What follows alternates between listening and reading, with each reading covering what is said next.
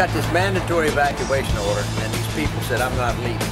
That's their prerogative. You've got the 4th Amendment to the Constitution. Nagin didn't do an emergency evacuation order until the afternoon Sunday evening right before the hurricane hit. Blanco had done one 3 or 4 days before.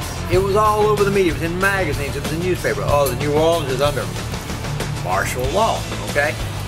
Not true. There was no martial law. They didn't have, they weren't forced to leave. They couldn't leave, but the cops took Nagin's order, and it was like opening the gates of hell and letting the dogs out. And they went berserk, and they acted like thugs. They beat people, they harassed people, they tried to run them out by any way, shape, or form. That's Patricia Konie. She's in the book. She's an elderly lady.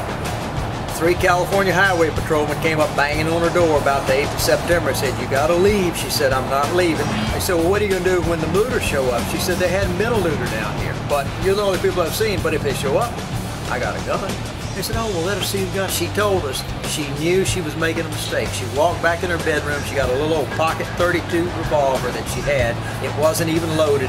She came walking back. She showed it to them in the palm of her hand.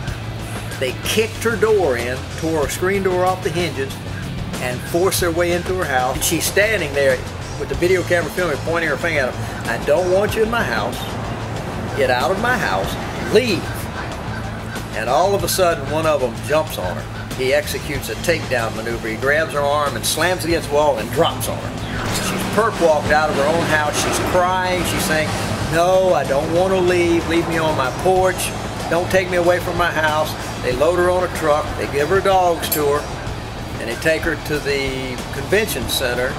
But within an hour of getting at the convention center, they took her to the airport. Within an hour of being at the airport, they put her on an airplane. She ended up in South Carolina, the evacuation center. She was bruised from here to her hips.